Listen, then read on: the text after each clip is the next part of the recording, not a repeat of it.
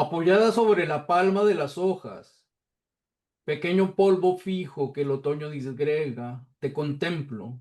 Busco tu nombre en la maleta de la noche. Busco en los ojos, en los oídos, en las manos, busco. Encuentro signos, pájaros, estrellas, viento, mariposas, todo girando dentro de ti. Encuentro un árbol, pero no tu nombre, y apoyada en las hojas, te contemplo. Rogelio Treviño. Bueno, y con ese poema de el poeta chihuahuense Rogelio Treviño, comenzamos este episodio número 33, un número cabalístico, ¿no? Episodio número 33, este 14 de agosto del año 2025, en la esquina rota sobre mesa poética. Y antes de saludar, yo tengo una pregunta para usted, profesor Carlos Velázquez Torres. Sí, ¿Usted señor. alguna vez ha visto una tulpa? Una tulpa, una tulpa. Pues yo creo que se la he visto, no la he reconocido, pero puede que existan, ¿no? Yo no sé si existan tanto aquí en Occidente, pero en Oriente dicen que sí hay gente que es capaz de producirlas.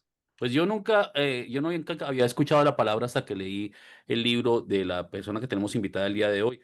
O sea, es una palabra nueva para mí. ¿Tú conocías la palabra mar?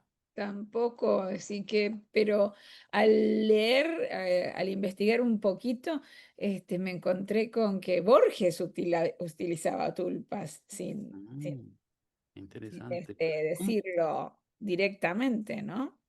cómo sería una tulpa, Carlos? ¿Qué sería una tulpa, Carlos Velázquez? Se me viene la idea del cuento de Borges de las ruinas circulares. Totalmente, eso es lo que yo, en eso es lo que O yo sea, enfoqué directamente, es sí. una creación material del proceso de pensamiento, el proceso de creación básica del espíritu de otra persona, ¿no? Es una conciencia, es una forma viva creada por una conciencia, si no estoy mal, ¿no? Esa es la Bueno, idea que tengo yo. pues hoy en la esquina rota tenemos a una persona que no solamente nos va a hablar de tulpas, sino que nos va a hablar de todo un universo poeta, un poeta universo, que era el poeta chihuahuense Rogelio Treviño. Tenemos a René Acosta. René, ¿cómo estás? Gracias por aceptar nuestra invitación. Muchísimas gracias por invitarme. Siempre es un placer hablar sobre mi amigo, hermano, maestro y qué más puedo decir de Rogelio Treviño, que fue un gran amigo para mí y pues me ha enseñado muchísimo de la vida y de verdad es uno de los poetas más queridos de aquí de Chihuahua y que realmente se le han hecho varios homenajes, por cierto, ahora últimamente eh, por los centenarios, creo que de los festejos de la fundación de la ciudad, se le ha hecho un homenaje enorme a Rogelio Treviño. Bueno, pues Rogelio Treviño nace en 1953 em, y, digamos, cambia de plano el 6 de enero del año 2012, ¿sí? Hay Ujú. un cambio de plano de Rogelio en ese periodo de tiempo. Tú probablemente eres la persona que más tiempo ha dedicado a investigar su obra, a su vida y a escribir sobre él, ¿no? Eh, tu libro, tienes un libro específicamente dedicado a él. ¿Nos puedes hablar un poco de este libro? Sí, mira, el libro se llama Tras la luz de Diosa Blanca, porque es precisamente, de hecho la frase es de él, no me lo inventé yo, pero esta cuestión de tras la luz de Diosa Blanca en búsqueda de Rogelio Treviño, pues intenta hacer un rescate de la vida, obra de Rogelio como poeta, pero también un poco una biografía no autorizada porque ya no estaba mi carnalito en este mundo, pero trato de compartir lo que fue la experiencia de conocerlo como el hombre de espíritu, como el hombre mágico, el hombre enteógeno, el hombre, el nahual, el poeta, el místico, el filósofo que fue mi querido Rogelio. Entonces, y también tengo otro que se llama Teofanía Mineral, donde hablo acerca de los temas místicos en el arte chihuahuense. Entonces, porque esto es algo común, esto es algo que se repite, que se ve mucho entre los artistas ya eméritos de aquí de Chihuahua, que les gustan los temas esotéricos, les gusta la metafísica, les gusta la cuestión de la magia, unas cosas así, y pues se ve en otro gran artista como Luis de Aragón y sus Ángeles, que le han dado la vuelta al mundo. Se ve en la obra también de Carlos Montemayor, que escribió un poco sobre la alquimia con su seudónimo de Mortenay, los cuentos gnósticos de Mortenay. Entonces, vemos que hay una tendencia aquí, yo digo que es el desierto, yo digo que es el desierto el que nos hace voltear hacia lo que está más allá de lo material, hacia la metafísica, nuestro interés sobre lo esotérico, la magia y la espiritualidad. Eso, primero que esta palabra yosotros, a mí me impactó leer esa palabra yosotros, pero en esa parte donde dice estoy aquí y allá, suturando la energía de nuestras constelaciones, es ágape vivir. Cuando decidiste incluir estos episodios de carácter esotéricos y experiencias personales, ¿cómo evaluaste la relevancia de estos episodios para responder a la pregunta crucial del libro? ¿Quién fue Rogelio Treviño como poeta y como ser humano? Pues primeramente, como comparto algunas entrevistas de amigos de él que lo conocieron también, decidí compartir algunas de las experiencias que varias personas tuvimos alrededor de este otro aspecto de Rogelio, el aspecto en el que él era un trotamundos, en el que vivió en un desprendimiento de la vida material, pero también llevó a un extremo esta cuestión de lo místico y que llegamos a tener experiencias compartidas varias personas por ejemplo, del contacto de las fratellis, porque él decía que, pues, que había roto la membrana que hace que esta realidad parezca como es, dura, material, ¿no? Y más allá de eso, pues ya puedes contactar con otras entidades y estas entidades de las fratellis, pues son las hadas. Entonces, hadas. Entonces yo decía, bueno, o sea, porque él me decía, es que se puede contactar con las hadas. Y yo le dije, sí, o sea, sí creo que se puede contactar con las hadas, pero tuvimos varias experiencias en las que escuchamos, hubo una en la que mi esposo y yo escuchamos a las hadas mientras él estaba ahí platicando con nosotros y escuchamos cómo conversaban con él.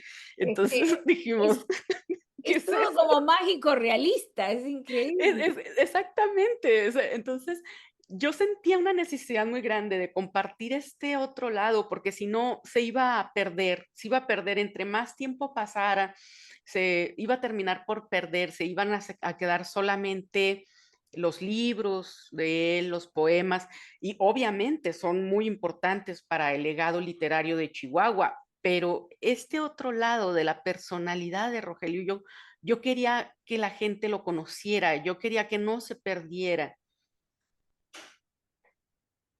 Oye, y en esa ocasión que ustedes vieron a las hadas, ¿tuvieron la ayuda de alguna, no sé, alguna sustancia Estábamos psicodélica? platicando, Porque, tomando café. bueno, Estábamos pero tomando café. pásame la marca del café porque hasta donde yo sé, esas Quiero experiencias se pueden también. lograr o con estados de meditación muy profundos o con ayahuasca, con peyote o no sé, en un estado de conciencia alterada, pero así lograrlo en una conversación se necesita que la persona que lo genera tenga un poder muy fuerte, ¿no?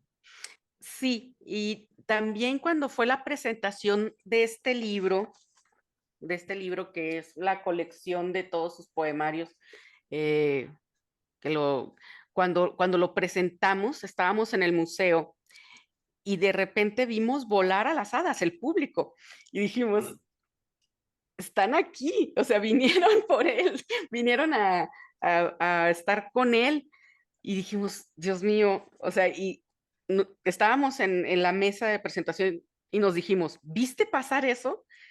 Y me dijo, sí, era un hada. Le dije, sí, era un hada. O sea, entonces, y de repente, o sea, varias de las personas que estuvimos en la presentación del libro, vimos ese día pasar hadas volando en el museo. Entonces, por eso ahorita lo del tema de las tulpas, porque más allá de si realmente eran o no eran, Rogelio tenía la capacidad de traspasar eso, de si eran tulpas, bueno, las manifestó y pudimos verlas. En la otra ocasión solo la oímos, mi marido y yo, pero en esta ocasión, pudimos verlas los que estábamos en el público. En otras ocasiones, amigos, poetas, escritores, intelectuales, también tuvieron la experiencia de ver hadas estando ahí con Rogelio.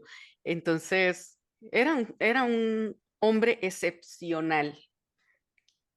Bueno, tú Oh, lo has definido en una nota que nos enviaste como un ser enteógeno. ¿Es correcto? ¿Estoy diciendo de la Sí. forma correcta? ¿Qué significa esto de ser un ser enteógeno? ¿Cómo lo Un define hombre enteógeno. un hombre El enteógeno? hombre enteógeno es cuando una persona que ha vivido la experiencia de esta de los rituales, de una manera sagrada, no como ir a Disneylandia, ¿verdad? Sino con todo el respeto a la experiencia, Sí, al sino haciendo ritual. turismo psicodélico, ¿no? Que es lo que se pone de moda, Exactamente. ¿no? O Sino sea, haciendo. no es turismo psicodélico, es una cuestión de ritualística y es de magia y es de lo sagrado, ¿no? Entonces, a veces estas personas pueden provocar que al conversar con ellas sientas algo que Castaneda llamaba mover el punto de encaje. Mover el punto de encaje es, ¿cómo explicarlo? Es como darte cuenta de que la realidad no es real. Entonces o que es solo un estado de la conciencia, es como una forma del sueño, como darte cuenta de que los sueños y la realidad están hechas de la misma materia, que es la mente, ¿no? Entonces, un hombre enteógeno te mueve el punto de encaje y ya en el momento en el que te mueve el punto de encaje empiezan a pasar cosas que rompen con el materialismo y rompen con la manera en la que percibimos la realidad de manera cotidiana. Entonces, y eso pasaba casi todo el tiempo con Rogelio, o sea, pasaba muchísimo, me pasó muchas veces y elegí contar algunas de las historias nada más de lo que me tocó vivir con él y que es también diría yo, de lo más impresionante o lo que a mí me tocó y que me impresionó mucho, eh, como una vez que pude ver el desdoblamiento, ¿no? O sea, del que habla nada más Castaneda y luego Mm. también habla de eso Antonín Artaud en el viaje al país de los tarahumaras, de que él, dice Artaud, que él cuando fue con los maestros, con los Zipabames, que vio que se desdoblaban.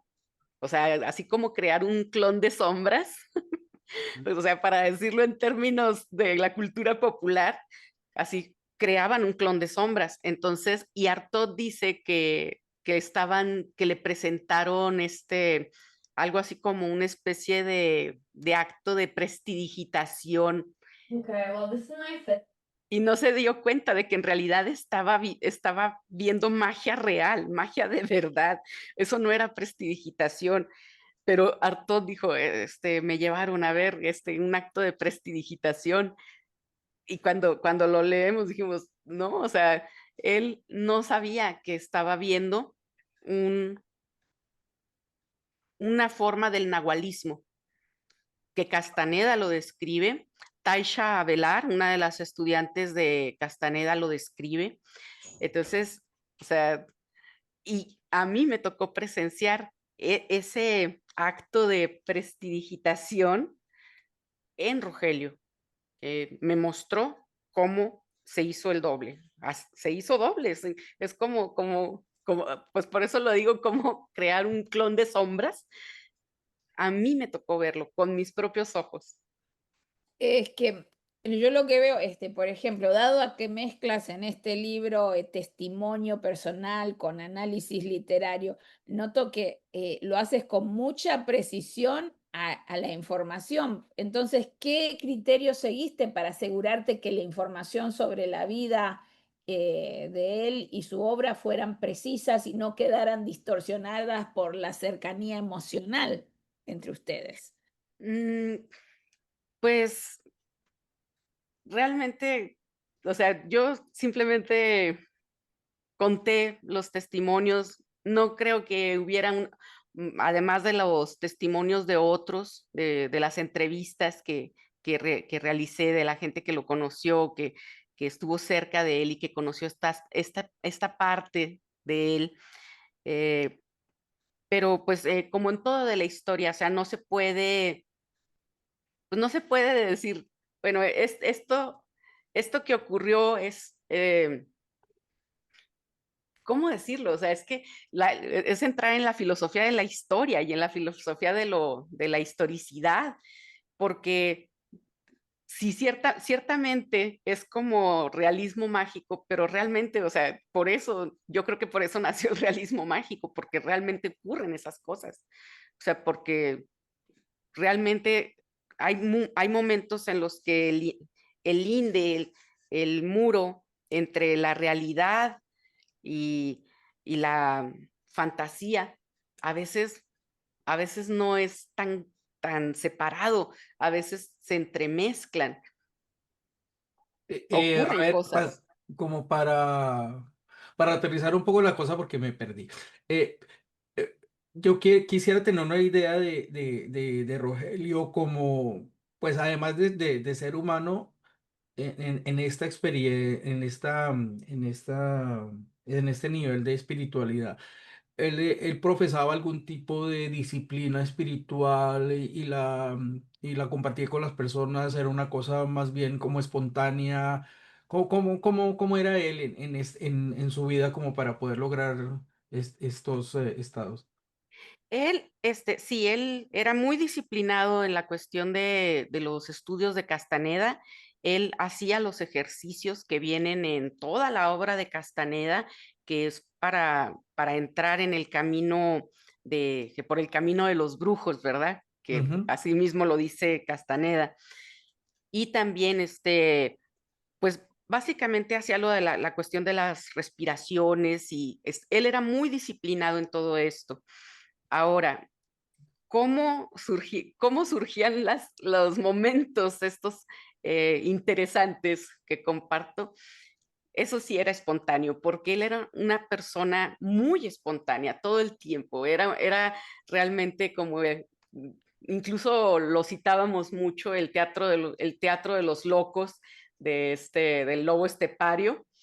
Entonces, ujú. y decía que el teatro, que la vida era ese teatro de los locos, ese teatro mágico del que habla Hermann Hesse. Entonces era muy, muy interesante, pero sobre todo tenía una personalidad muy alegre, muy espontánea, muy serena. Si tú le contabas a tus tristezas o le querías compartir algo en lo que estabas muy enojado o algo así, él te serenaba y lograba cambiarte ese ánimo. O sea, era como un transmutador, o sea, inmediatamente te cambiaba el canal y te sanaba y te hacía reír y te ponía en un estado positivo, en un estado luminoso.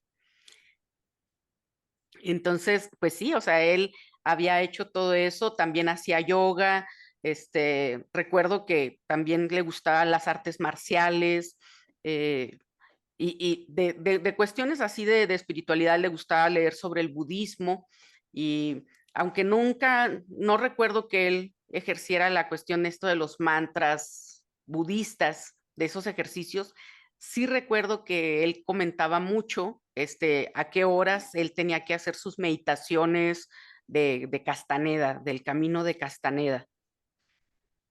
Interesante, ¿no? Porque esta sabiduría no solo, pues es muy común en el norte de México, ¿no? Es famoso precisamente por toda la literatura que se desarrolló a partir de las experiencias de Carlos Castañeda. Pero tiene mucho que ver también con lo que hacen las personas, los chamanes en Latinoamérica, ¿no?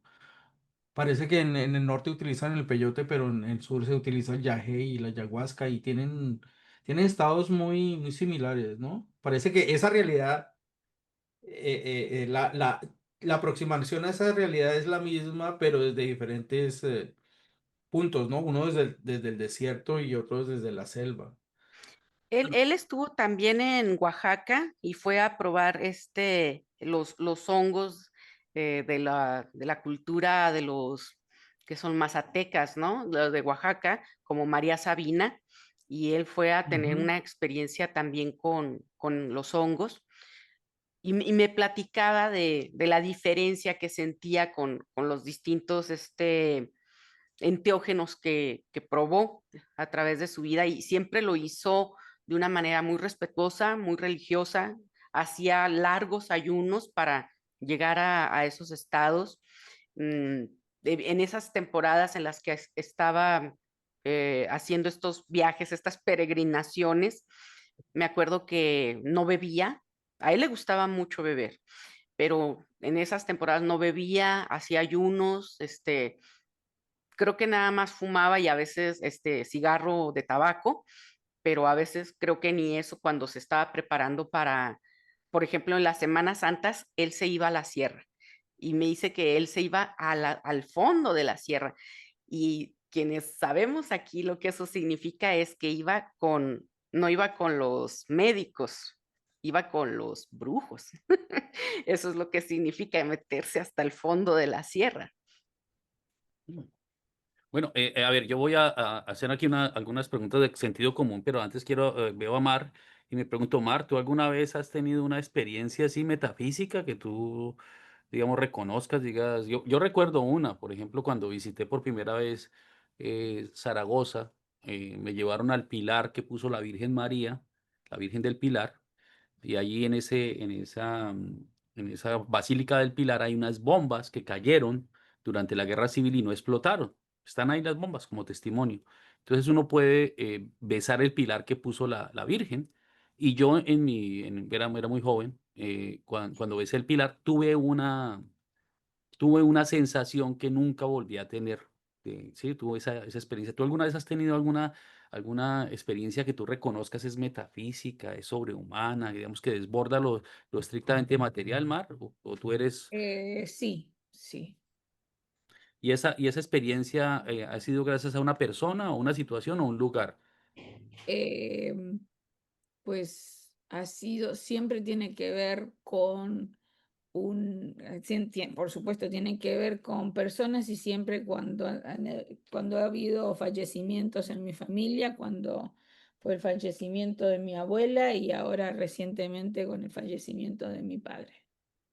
Y eso, obviamente, yo también, y eso obviamente nos hace pensar que la realidad, digamos, desborda lo estrictamente material, ¿sí? Y que pueden haber, digamos, otros niveles de realidad, otras realidades, otros espacios del universo u Claro. otros universos, ¿no? Dependiendo Ahora, la perspectiva, ¿no? Ahora cuando se hablaba de que nosotros materializamos algo, pues a mí me pasó esto que pues me llamó extremadamente la atención porque fue material, este, que el día después del fallecimiento de mi padre aparece una gaviota enorme en el portal de mi edificio.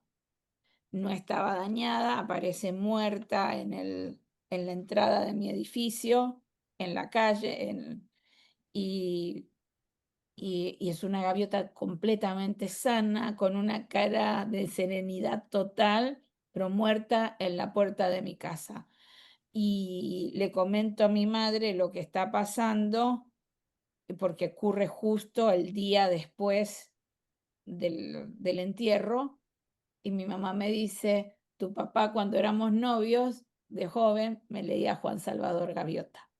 Mm. Mm, O sea que esas conexiones, digamos, todas las reconocemos, pero en este caso, el caso de Rogelio Treviño es alguien que a su alrededor, digamos, desata, ¿sí? Esas experiencias. Creo que practicaba artes marciales, ¿no? Y es mostrándote un movimiento de artes marciales, René, que él hace un arco y logra desdoblarse. Entonces, tú lo ves como un ser que tiene dos troncos, ¿no? Un Ah, tronco que está arqueado, ¿cierto? Y otro que está desplegado, ¿no? Entonces sería como la matriz, ¿no? Que se han abierto dos espacios dentro de la matriz. ¿Alguien aparte de Rogelio Treviño te ha generado a ti esa experiencia, René? ¿O él es excepcional en tu vida por esa razón?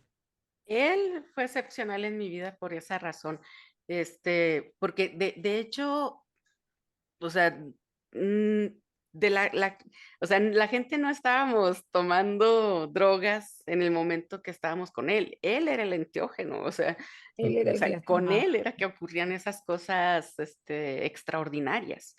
Entonces, realmente para mí fue algo, pues, no sé cómo expresarlo, simplemente por eso lo compartí, porque dije, si esto no lo comparto, simplemente se va ¿Cuántos a Ahora, perder años con el tenías tú tiempo. cuando conociste a Rogelio Treviño? Yo tenía 22 años, creo, ¿Cuántos sí. años tenía Rogelio cuando tú lo conociste? Mm, yo creo que ya andaba en los 40 y algo. Ya. ¿No se veía como inapropiada una relación de un hombre de más de 40 con una niña de 20? El que entiendo que él estaba casado en esa época. ¿Cuál era Él la estaba, reacción social al verlos a ustedes juntos, no? pues, no sé, pero realmente éramos muy buenos amigos, nunca tuvimos una relación de pareja, aunque pues sí llegaron a preguntarme pues, qué onda, porque pues andábamos siempre juntos y nos veían a veces así agarrados, abrazados, o sea, entonces, pero no, nunca, no, nunca, no creo que fuera impropio Ujú. No, o, no lo o es, que nos... obviamente. Nosotros creemos en la amistad. Lo que pasa es que a veces en Ujú. nuestras sociedades las personas no falta el que, digamos, el que no puede entender que la amistad existe. No, ¿sabes? Lo que Eh, pasa es que nosotros estamos viviendo ahorita, Carlos, en una sociedad que se ha ido volviendo puritana y se han ido apoderando de, ujú. de la, de la espontaneidad de las relaciones de las personas. Entonces Entonces tú, uno tiene que estarse cuidando y claro. pensando lo que otros... Es como el doble pensar de George Orwell, ¿no? Sí. Oye, pero entonces tú inicias esta amistad con un escritor al que admiras, eso es lo que leo en tu libro, lo conoces, él se convierte no solamente en tu maestro, sino en tu amigo, ¿sí? Es una persona con la que llegas a convivir y tienes muchas anécdotas. ¿Nos puedes hablar un poquito de la casa quemada? ¿Qué fue lo que pasó? ¿Por qué se quemó la casa? ¿Quién vivía ahí? ¿Tú habías vivido ahí? ¿Qué pasó? ¿Sí?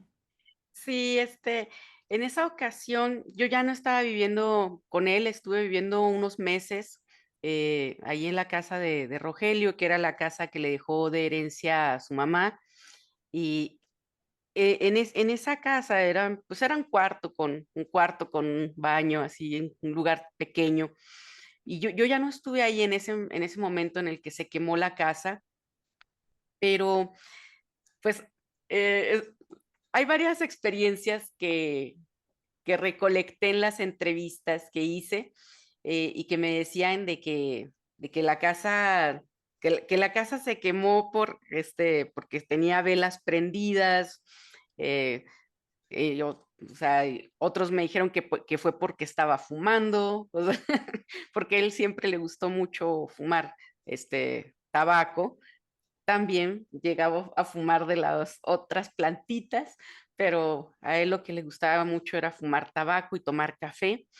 Entonces, pues bueno, en fin, el caso es que en esa ocasión ahí se quedó su casa, se quemó la casita, que en realidad los muebles no eran muebles, eran cajas, eran este, ahora sí que puras cosas de reciclaje, o sea, él no tenía posesiones materiales porque él estaba muy entregado a no perseguir las cosas materiales.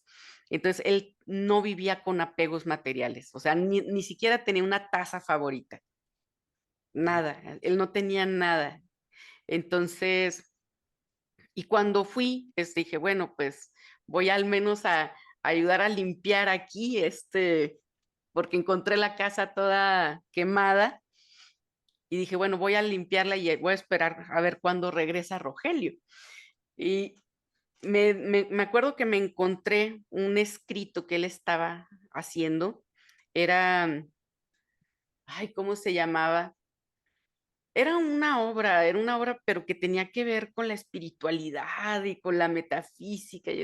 Y el mueble en el que estaba era un mueble de madera y el mueble estaba carbonizado y el escrito no.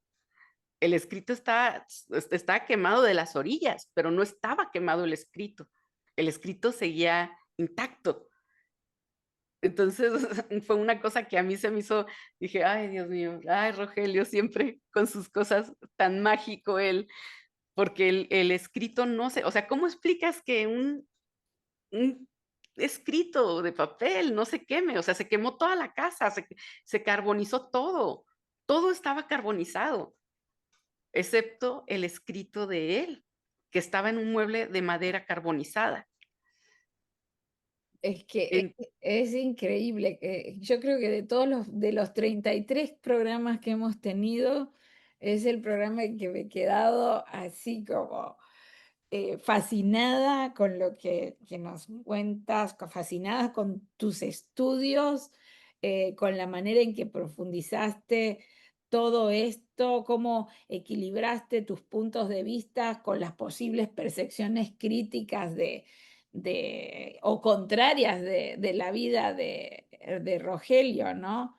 Para que el libro no se convirtiera en solamente una defensa incondicional de su figura, sino que lograste trabajarlo desde un ambiente crítico académico, pero también balanceando las emociones. Y ese, yo creo que ese es el turning point de este libro, de que nos logras llevar a ver, a tratar de sentir esas hadas, a tratar de materializarlas, porque cuando los describías era como que se me venía a la mente y se me abría a mí como como si estuviese en otra dimensión. Realmente me has dejado fascinada. Pues él es un tema fascinante. Y bueno, yo estudié filosofía, mi carrera es de licenciatura es en filosofía, entonces mi obligación es dudar, pero hay cosas que no puedes dudar al tenerlas enfrente, al haberlas presenciado, al haber visto cómo, de hecho recuerdo una ocasión, no me acuerdo si lo dejé en el libro o no, que me estaba diciendo Rogelio que la realidad no era real, ¿no? Entonces me dijo, mira, por ejemplo, ¿qué es lo que quieres que ocurra? Pues no sé, que pase un perro, pero que sea un perro amarillo, y pasaba el perro amarillo, ¿no? Entonces, y le decía, a ver, ¿qué más quieres? Bueno, quiero que se apague la luz de ese farol. Entonces se apagaba la luz del farol. Entonces me dijo, ¿lo ves? Es que no es real. Y nos fuimos caminando, me acuerdo, y dijimos, vamos a apagar las farolas. Y íbamos, y por cada farola se iba apagando, íbamos y decíamos, que se apague esa farola, y se apagaba. Entonces, para mí era divertido, pero al mismo tiempo, o sea, era maravilloso. Entonces le dije, oye, Rogelio, ¿y cómo sabes que esto que está ocurriendo no es porque, o sea, la mente a nivel subconsciente ya está ocurriendo o ya está por ocurrir? Porque la mente puede saber muchas cosas antes de que ocurran, o sea, porque además, o sea, estas cosas están ocurriendo a segundos de manifestarse. Entonces, ¿cómo sabemos que no es una especie de memoria, más que de premonición, sino que la mente ya sabe que estas cosas están en camino y lo estamos percibiendo y estamos con la mente un poquito más abierta y entonces estamos percibiendo las cosas antes de que ocurran, pero no es una cuestión de magia, no es que nosotros estemos haciendo que esto ocurra, Es sino que que ya está en camino, ya está ocurriendo y nuestro subconsciente sí lo está percibiendo. Es que Entonces, lo describiste, nos dijiste cómo se desdoblaban y ya nosotros que somos lectores, que estamos acostumbrados a recrear con la lectura estos espacios, el tiempo y el espacio donde se encuentran los personajes, ¿no? Entonces ya los lectores es que podemos tener esa imaginación de poder captar esto de las hadas que mencionaste, porque de la manera en que lo recreaste, a mí se me crearon en la mente. Sí. Bueno, un par de preguntas que creo que ya vienen al caso, y es el tema de Diógenes, ¿no? De Diógenes el cínico. Carlos, ¿usted recuerda, usted la semana pasada nos mostró la casa de el poeta León de Greiff, tiene la imagen por ahí a la mano para que nos la vuelva a compartir? Ya la busco. Entonces resulta que Diógenes, el cínico, era este filósofo que vivía en una columna y que se había desprendido de todos los bienes materiales. Pero resulta que con los años la acumulación se conoció como el mal de Diógenes. Y es uno de los ejemplos de los casos en los que una palabra llega a significar lo contrario del referente inicial. Entonces, cuando uno ve una imagen como esta de la casa del poeta León de Greiff, ¿sí? Una casa en la que está digamos, repleta de cosas, ¿sí? En desorden, Ujú. ¿sí? Pues uno ve lo que en inglés se llama hoarding, en español le dicen acumulación, cuando uno es acumulador, o tiene el mal de Diógenes. Pero en realidad Diógenes lo que proponía era todo lo contrario, era el desapego total cosas por las posesiones materiales. materiales. Y así es que tú ves de alguna forma a Rogelio como un Diógenes chihuahuense. Diógenes Sí, total. claro, sí, por ejemplo, una cuestión que comentaba de que sus vasos eran los vasitos del mole Doña María, que no sé si ustedes alguna vez hayan visto cómo a los mexicanos nos gusta mucho comer mole, entonces te lo venden en un vaso. Ujú. Entonces ese vasito, él juntaba los vasitos y esos eran sus vasos. Sus platos eran las latas donde venían las sardinas, sus cucharas eran las cucharitas que le daban en el café, en los oxos. Sus tenedores igual eran tenedores que había conseguido así. Entonces, o sea, no tenía nada de cosas materiales, o sea, su cenicero era una latita de atún, así, él estaba completamente separado de eso y yo me acuerdo que un día le regalé un aparato de reproductor de películas y le dije, ándale, para que veas tus películas de arte que te gustan. Entonces le dije, o sea, no es pecaminoso tener una estufa, no es pecaminoso o algo, no sé, codicioso, no es codicioso, no es algo malo, lo tuve que convencer y decirle, mira, Rogelio, es que no es algo malo tener un refri, no es algo malo tener una estufita, no es algo malo tener un calentoncito, no es algo malo tener una tele, aunque sea chiquita, o sea, porque él estaba completamente entregado a no retener cosas, incluso los libros, le encantaban los libros, por supuesto, y tenía una memoria prodigiosa, de verdad envidiable. Ya quisiera yo tener la memoria que tenía Rogelio Treviño, era un erudito. eh, Él se desprendía fácilmente y decía, toma, te regalo este libro. Así, mira qué interesante, te lo regalo.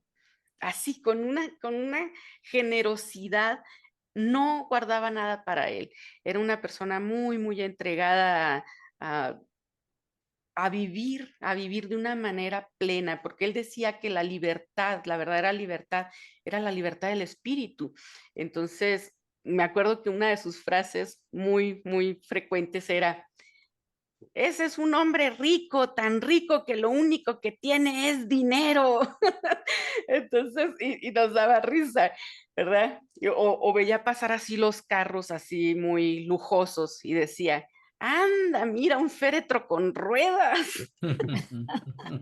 Oye, pero, y entonces eso obviamente contradice, digamos, ese desprendimiento, contradice la existencia moderna en una sociedad en la que si uno quiere tener familia tiene que proveer y eso pues obviamente tiene consecuencias sobre sus relaciones de pareja, ¿no? ¿Qué pasa con la vida personal de Rogelio y su familia? Él termina, digamos, separado, ¿no? ¿Cómo, Sí, cómo lees tú esa relación? ¿Qué fue lo que pasó ahí? bueno, en parte, este, realmente a la esposa, yo digo que igual que a la esposa de Sócrates, ¿verdad? Diótima, estar con una persona así como tu pareja, pues no creo que sea nada fácil, primeramente. Y él lo sabía, porque él me lo dijo tuvo uno de su último romance de verdad, fue una chica en Veracruz, su dulcecito de Orosus le decía. Entonces, él dijo, no, o sea, no me, o sea, porque me dice, es que ella quiere que me case con ella y que ya, que cría los hijos y que me ponga a ver Bob Esponja. Todas esas cosas no son para mí, le dijo, o sea, y le dijo, pues es que, o sea, no te voy a mentir, o sea, tú no sabes lo que sería estar así conmigo, o sea, yo te arruinaría la vida y yo no te voy a arruinar la vida, le dijo. Así que yo no, o sea, yo no soy para estas cosas. Y tenía razón, o sea, fue muy franco, fue muy honesto con ella al decirle, o sea, yo no estoy hecho para la vida normal y cotidiana de, ay, de vamos al mandado y de vamos a comprarnos una salita y vamos a pintar y vamos a criar a los hijos y a meterlos en una buena escuela. Y todo eso, o sea, a Rogelio yo creo que lo fracturaba. Pero él sí Eh, tuvo trabajos formales, ¿no? Creo que trabajó sí, como velador, ¿no? sí, cuando él estuvo con su primera y única esposa, no es cierto, tuvo dos esposas, perdón. Bueno, con la madre de sus hijas, eh, pues sí, él conseguía trabajos, era vendedor y como tenía muy buena labia y era un tipo muy carismático, entonces pues lograba vender mucho y me decía, yo ganaba mucho dinero vendiendo. Y yo decía, ay, sí, Rogelio. Y me decían sus familiares, no, es en serio, sí vendía mucho, o sea, era muy bueno vendiendo, o sea, porque como tenía tan buena labia y era tan carismático, la gente le compraba lo que vendiera él, dice, y yo llegué a tener mucho, o sea, a ganar muy bien. Dice, pero yo odiaba esa vida, o sea, a mí me estaba destruyendo por dentro esa vida.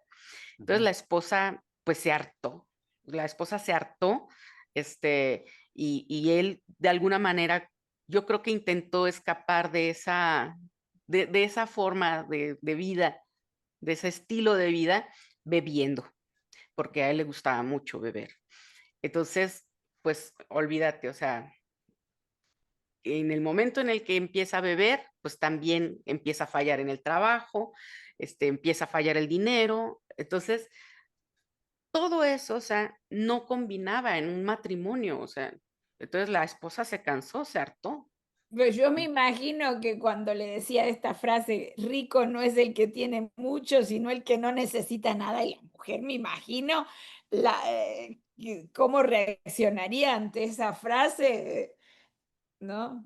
Exactamente, o sea, claro que lo, lo votó. O sea, Chao, chao. ella lo abandonó. Y fíjense que una cosa, este, este libro, este libro que es con el que gana el premio Chihuahua de narrativa, La mujer que no fui y Memorias de un insomne.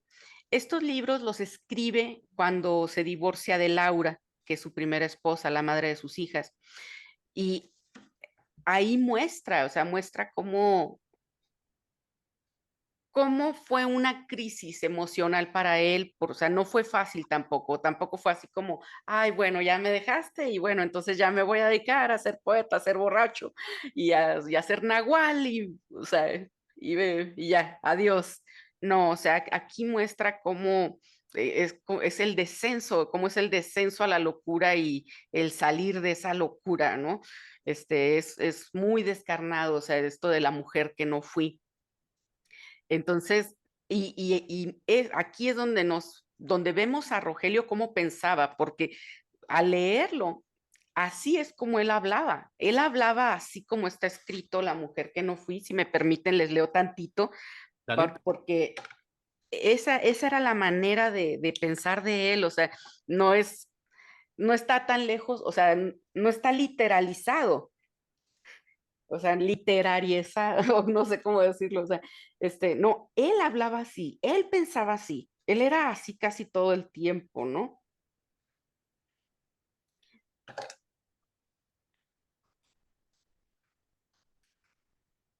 Dice, conocerse es horrorizarse.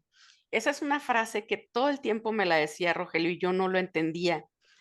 Tal vez porque era muy joven, o porque lo que he conocido de mí no me horroriza para nada.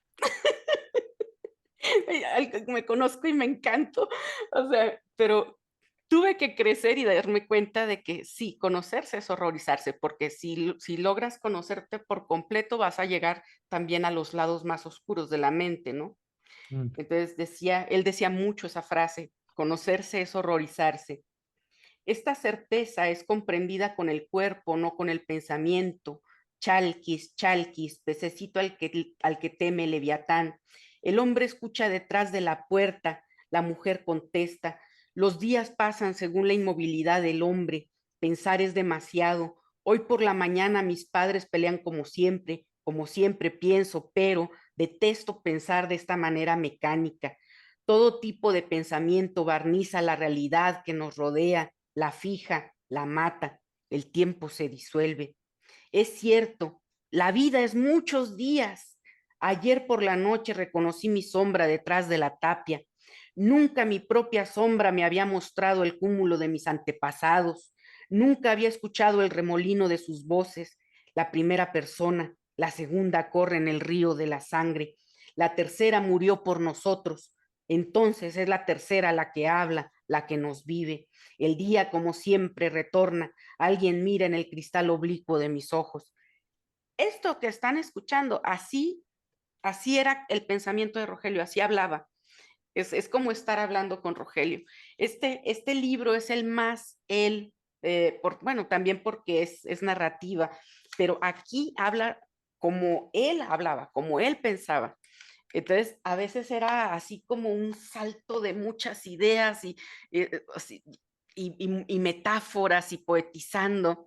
Bueno, Y entonces increíble, sí. era Rogelio fascinante. definitivamente merece más de un episodio, obviamente, pero pues tenemos que ir avanzando, René, y nos has dejado llenos de ideas y de conexiones. Si te pediría que me ayudaras con unas respuestas breves, ¿no? Si es Sí. posible, ¿no? Por ejemplo, la relación de Rogelio con la Cábala, con el tarot, la relación con los Ramuri, la mitología Ramuri. ¿Cómo está esa conexión entre esos tres ángulos?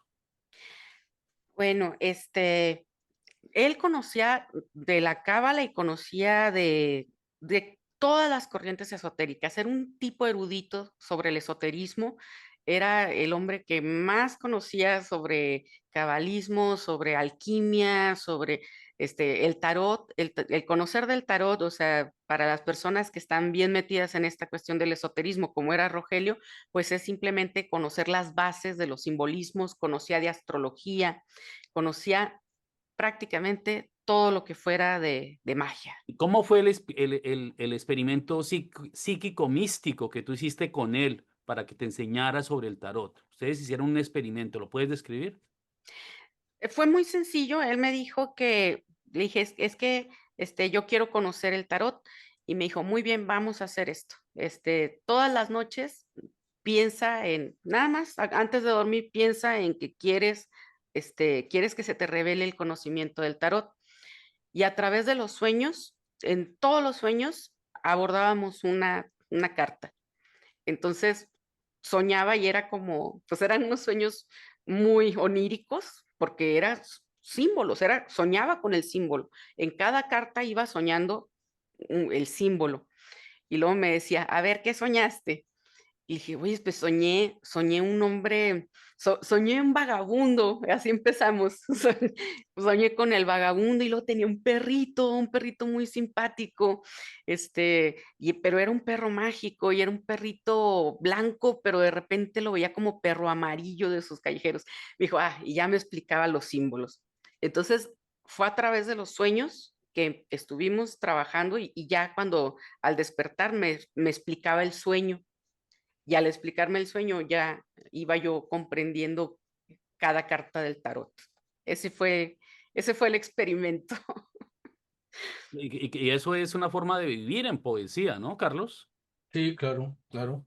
Ujú, Y porque pues la poesía es símbolo, sí. básicamente, y tal vez los poetas lo que tratan de hacer es recrear el mundo a través de las imágenes para desvelar esa otra parte que no se ve con los sentidos, que no se siente, que no se puede tocar, que no se puede oler, a la que se puede acceder a través de la poderosa máquina que es la mente. Y para eso está la metáfora. ¿A ti que te gusta el tarot, Mar? ¿Te Sí. imaginas una lectura así? Pues yo le acabo de sacar una carta a ella y le salió la estrella. Ajá.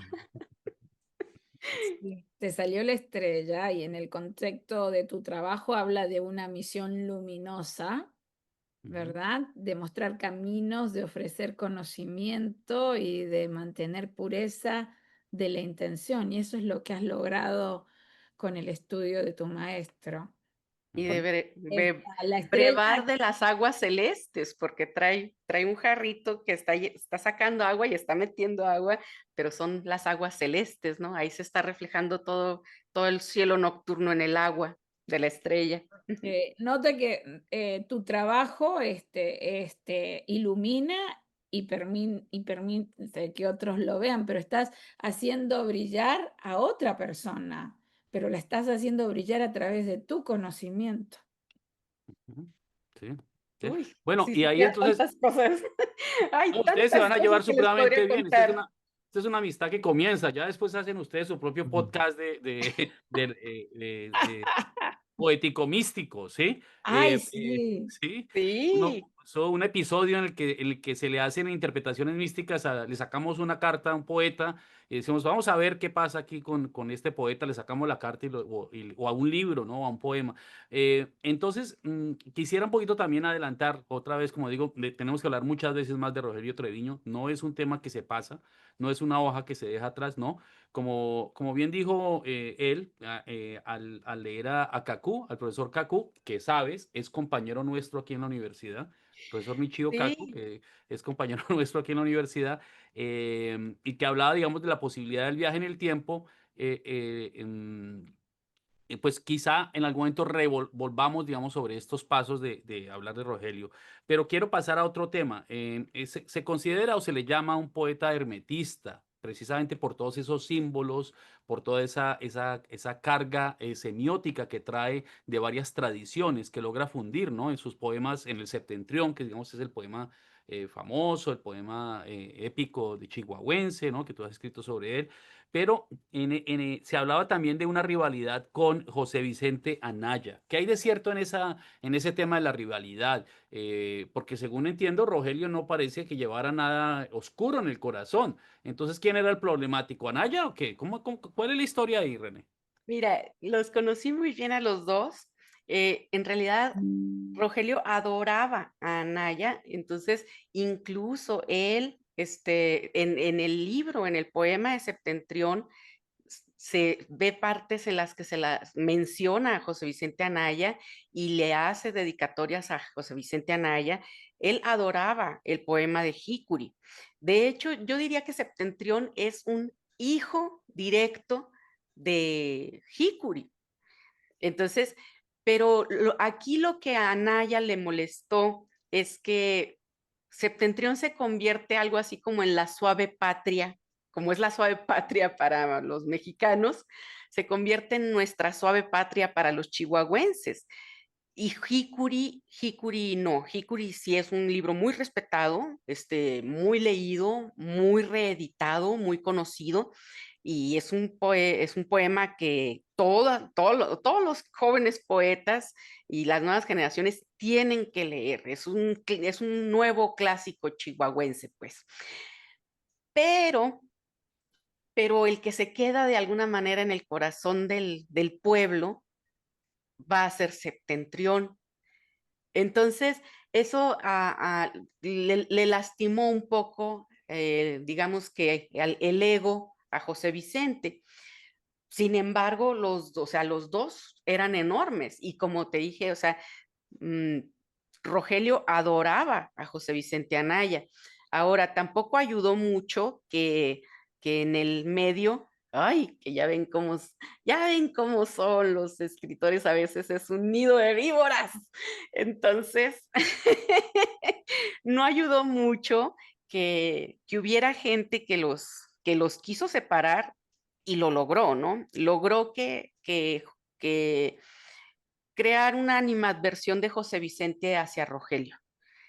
Entonces, pero no, Rogelio sí quería mucho a José Vicente y ahí está sus dedicatorias a José Vicente y hay una parte, la segunda parte de Septentrión, donde le dice, oye Vicente, o sea, cuando habla de ese Vicente, ese José Vicente, es José Vicente Anaya.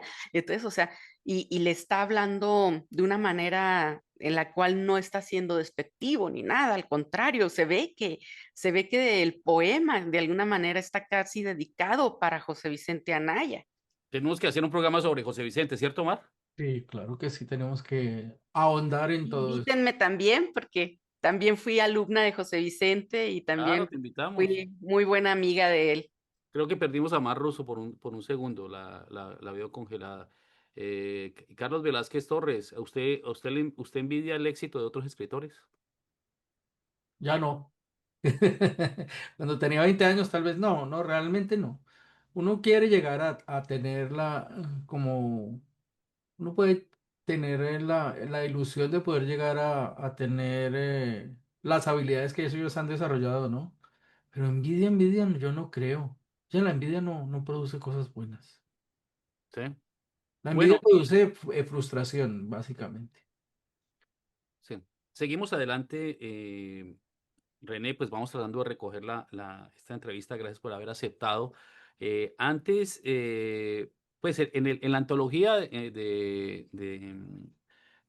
Rogelio Treviño, que creo que la tienes ahí en la mano, ¿no? Sí, la lámpara en el granero. El Lámpara en el Granero. Esta antología, la persona que hizo toda la digitación y la recolección del material fuiste tú, ¿no? Así es. Y pues, obviamente todavía estaba en vida Rogelio, entre él y yo la hicimos, él me ayudó, este, estuve capturando los datos, ya quien hizo el trabajo editorial de hacerlo fue Leti Carrillo. En aquel momento, no sé si todavía está trabajando, pero estaba trabajando en la editorial de Lichicul. Entonces, mi papel en esta publicación fue, pues, recabarlo, conseguir el dinero, insistir porque se tardó mucho, se tardó años en salir porque no querían soltar el dinero para sacarlo y demás.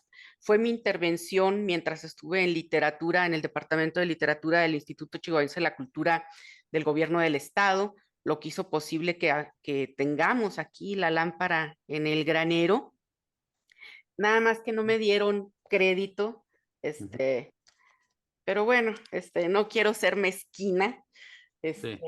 Bueno, pero te lo damos pero acá me habría enfrente de todos, gustado que ¿no? me dieran el crédito, por Claro, tiene supuesto, sentido, sí. porque Sí. pues me dejaron fuera y ni siquiera mencionaron mi nombre, ni siquiera en estas letritas chiquitas que deben ir Mm. aquí. Ya, bueno, Pero esa es bueno, una, sí, hay una, tú sabes, de hecho creo que es un trabajo que estás haciendo tú, estudiando los mitos misóginos, ¿no? Sobre toda esa historia, digamos, de invisibilización del trabajo de las escritoras, de las intelectuales, entonces, sí, pero aquí definitivamente nosotros sí te queremos dar ese crédito, René, porque lo mereces. Cuéntanos del gracias. final de la vida de Rogelio. Rogelio decía que él era borracho, pero no era pendejo, ¿sí? ¿Qué quiere decir eso? Que él bebía, pero no se exponía. Sin embargo, por ejemplo, habla de un alcohol azul. ¿Cuál es qué es el alcohol azul? Oh, esta cuestión fue que en ese, cuando, cuando encontraron a Rogelio, estaba con, pues, ¿cómo se dice? Con hipotermia.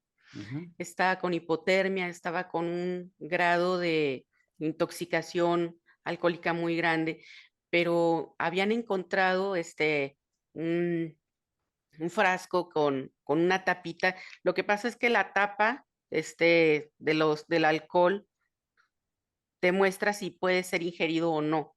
De hecho, no se debería de consumir el alcohol que es para médico, o sea, Un el alcohol antiséptico. para, sí, o sea, que es para curaciones, pero la diferencia es que uno puede ser ingerido, aunque no se debe de hacer, pero puede ser ingerido y el otro no, el otro es completamente tóxico, ¿no? Ujú.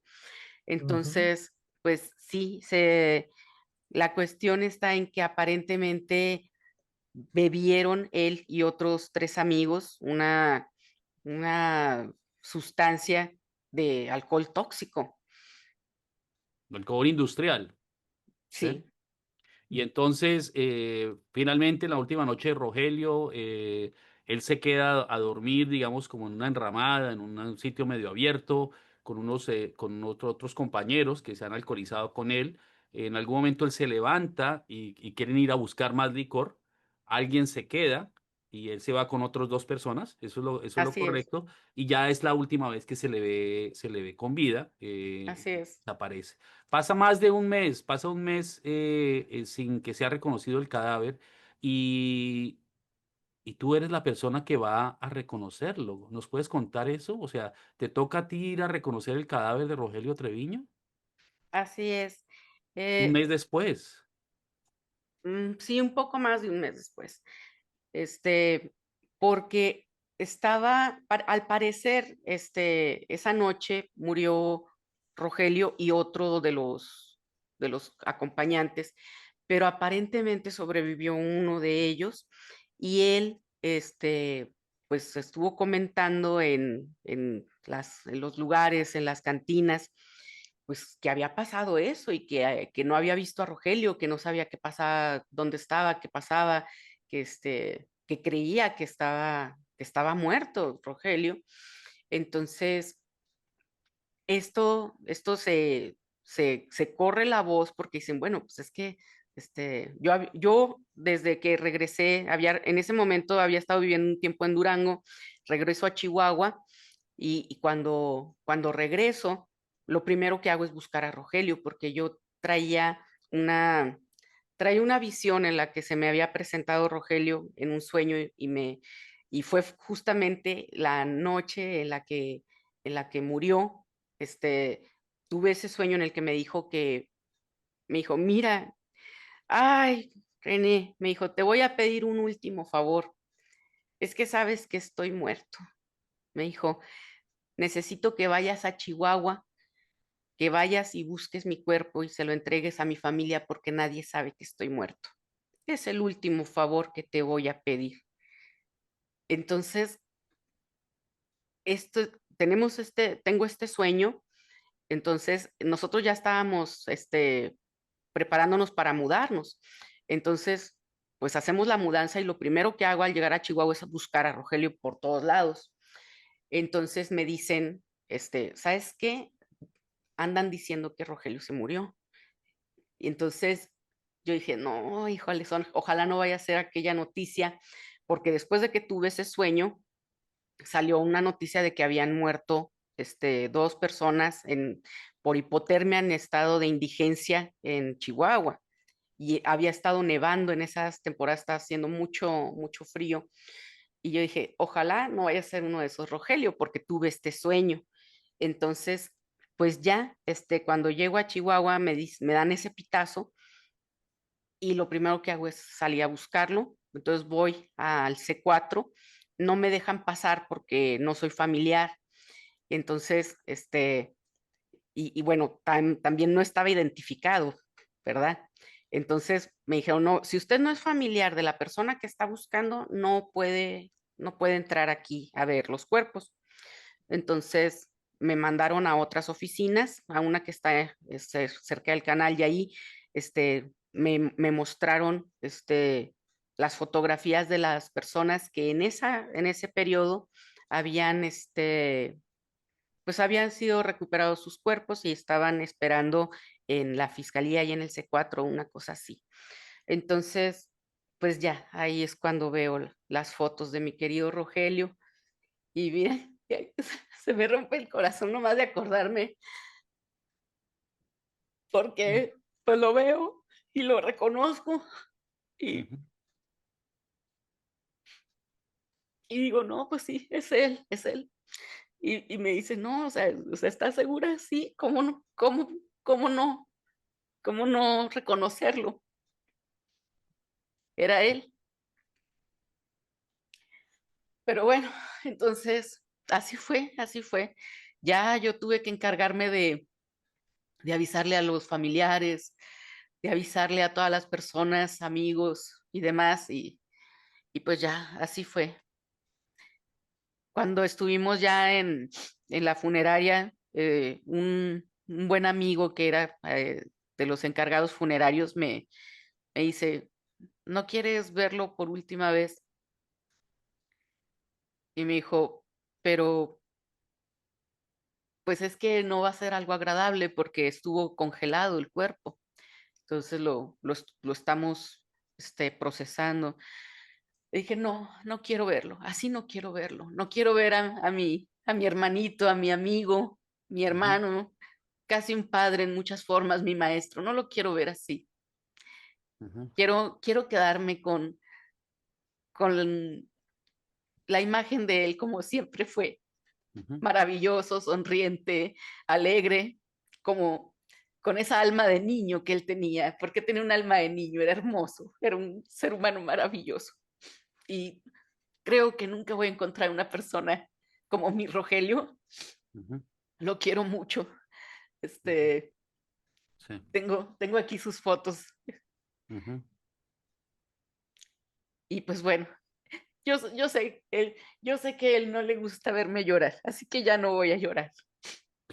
Sí que es un cierre doloroso, pero también muy simbólico para la historia del poeta que hemos tratado de homenajear hoy, Rogelio Treviño, el poeta chihuahuense, que no solamente nos ha dejado pues una obra impresionante, importante en la historia de su región, de su país, sino que también ha sembrado, digamos, a través de su ejemplo y de su vida, sembró otra cantidad de cosas, se desdobló, ¿no? Como diría Carlos Velázquez cuando habla de Deleuze y Guattari. Mar, ¿cómo ves el cierre de la historia, Mar? Bueno, es, como lo mencioné antes, este cierre, pues a mí, imagínate, pasando una situación hace poco del fallecimiento de mi padre y escucharla a ella, pues eh, realmente me ha conmovido mucho. Mm. Eh, sé que siento que él como maestro fue un padre también para ti y pues nomás mi admiración total porque has logrado a través de tus estudios honrar su memoria de la manera más digna. de la ma- Gracias, muchas gracias. Carlos Velázquez, ¿usted cómo ve el fin de la historia, el cierre de la historia? Bueno, pues me parece que puede ser esperanzador en el sentido de que la pérdida material es también parte de la ilusión, ¿no? Y que la realidad real está detrás de la máscara que tenemos y de la pantalla que tenemos al frente de nosotros. Mm. En esta realidad hay muchas realidades viviendo y en esa realidad podemos encontrar todo lo que creemos que está perdido. Y a mí me llena también de esperanza porque em, leo pues en tu libro que en algún momento antes de su muerte, Rogelio habla de que ha logrado desdoblarse, que logró el doble, ¿sí? Y este doble eventualmente se le aparece a alguien, alguien tiene un encuentro con Rogelio y Rogelio le dice, no, es que imagínate que dicen que estoy muerto, pero yo creo que el que se murió fue el doble, yo estoy acá, yo estoy aquí, Mm. ¿sí? Ujú. Y esa simbología, digamos, independientemente digamos, de la verificación empírica del caso, lo que sí está claro es que el hecho de que hayamos tenido esta conversación el día de hoy, es testimonio de que de alguna forma Rogelio está con nosotros, está contigo, está a través de ti y que es la obra de un escritor que debemos conocer más, que debemos celebrar más, que debemos estudiar más. Y seguramente te vamos a volver a invitar para que nos hables más no solamente de Rogelio Treviño, sino de la Cábala, del Tarot, de José Vicente Anaya y de todas las otras investigaciones que tú has hecho, René Acosta. Em, Con muchísimo gusto. Para mí siempre es un placer hablar de Rogelio, también de mi querido amigo, maestro José Vicente Anaya. Son poetas que marcaron no solamente mi poesía, porque yo aprendí a escribir leyendo sus poemas y también leyendo a los poetas que ellos amaban. Entonces ellos fueron grandes pilares para la poesía, para formar mi propia voz y siempre fueron muy generosos a nivel humano, a nivel espiritual, siempre fueron muy generosos como maestros de enseñarme con gran dulzura y pasión por la poesía. ¿no? Y con eso, con esas palabras, llegamos al final del episodio número 33 de La Esquina Rota sobre Mesa Poética. Irene Santos se encuentra en la isla de Ovidio, en Rumania, visitando Ovidio Nazón, ¿sí? En un festival de poesía. Nos veremos la semana entrante para el episodio número 34 de La Esquina Rota. Muchas gracias.